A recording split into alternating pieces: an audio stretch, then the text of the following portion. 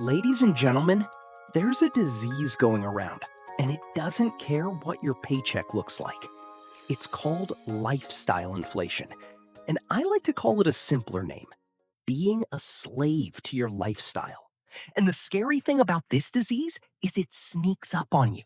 You don't realize you've caught it until one day you check your bank account and think, wait, my salary has doubled in the last 5 years. So why does my savings account look exactly the same? Now, here's where most people get it twisted. They think if their income goes up, life automatically gets easier. But the reality is the opposite. What actually happens is income goes up, expenses go up right along with it, and you end up right back where you started, just with more expensive stuff. That's not progress. That's just being a lifestyle slave in a nicer outfit. So in this video, I want to walk you through 10 signs that you are or you're getting dangerously close to becoming a slave to your lifestyle. I'm not here to judge you, because honestly, I've caught myself doing a few of these too. This isn't a lecture. This is just an honest breakdown from someone who's learned this the hard way. Sign number one. Every time your income goes up, your lifestyle upgrades within weeks. This is the classic one.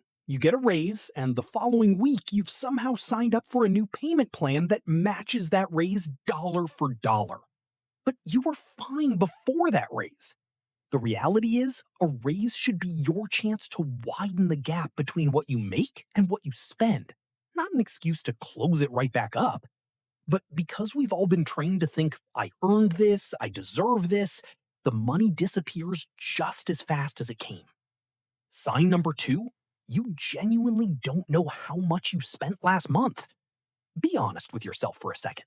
Do you know, down to a reasonable estimate, what you spent last month? If you don't, that's a big red flag. Because people caught in lifestyle inflation tend to avoid the numbers. They don't want to look because they're afraid of what they'll find. But the first step to fixing any problem is admitting you have one. Sign number three, you shop to cope, not to fulfill an actual need. I get it. Life is exhausting, work piles up, and shopping gives you an instant hit of dopamine. But that dopamine is just passing through. You feel good for a moment, then you're right back to feeling empty. Except now your account is a little lighter.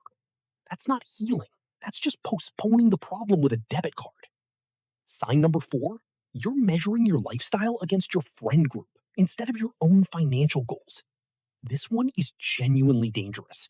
If you're hanging around people who make double what you make and you're stretching yourself to match their lifestyle, you will always feel behind and you will always feel like it's not enough.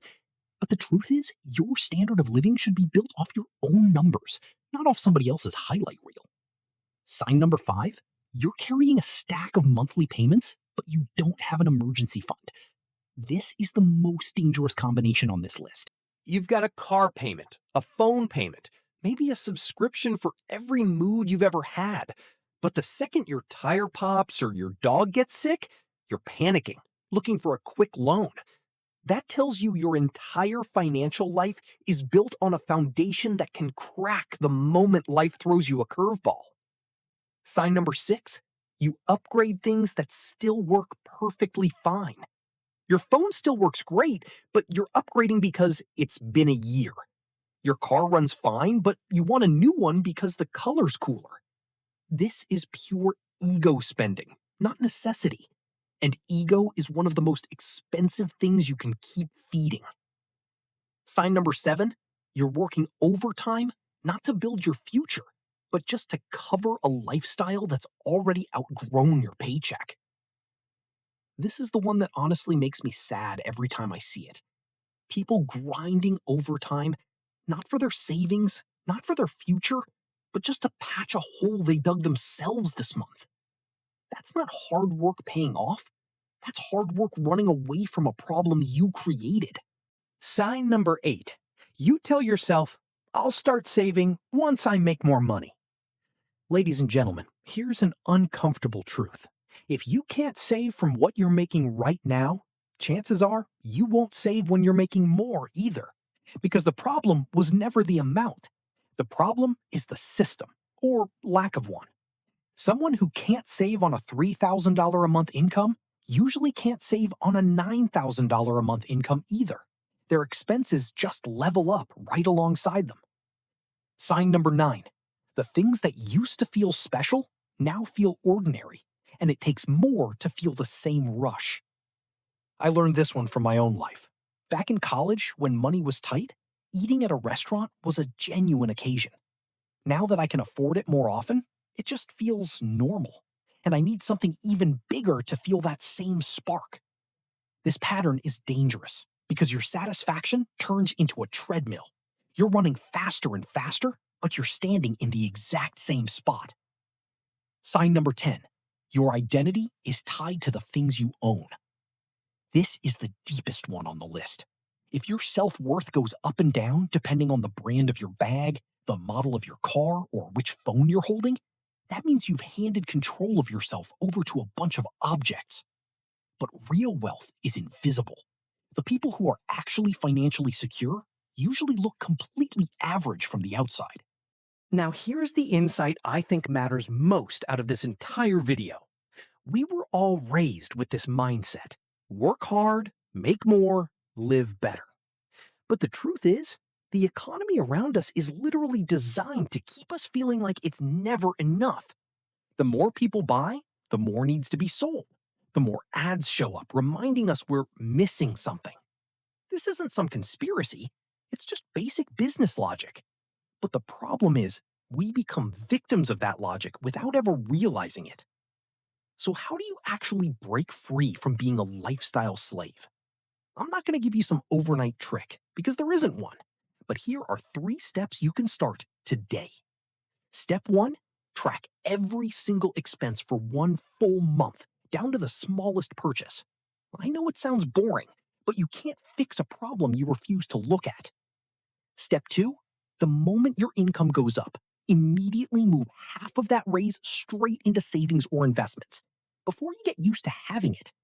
This is what's called paying yourself first, because if you wait until the end of the month, that extra money will already be gone on things that weren't actually that important. Step 3, and this is the hardest one, start building your standard of living based on your own numbers, not your friend groups. If you have to, stay off social media when you're feeling the urge to spend, because that algorithm is built to make you feel like you don't have enough. Ladies and gentlemen, I'm not making this video to make you feel guilty. I'm making it because I've been in that exact spot, feeling like I was working hard but my savings never moved. And the moment I understood the difference between me and habit, everything started shifting. Not overnight, but over the course of a few months, I started feeling a lot more at peace with my own money. So, if a few of those 10 signs hit close to home, that's okay. What matters isn't how many of them apply to you. It's how fast you recognize it and start correcting course. Because at the end of the day, financial freedom isn't about how much money you have. It's about how many of your life decisions are no longer controlled by your next paycheck. If this video hit home for you, go ahead and give it a like. And if you want to hear the full story of how I broke out of this cycle myself, watch the next video. And with that, muchas gracias, and I'll see you in the next one.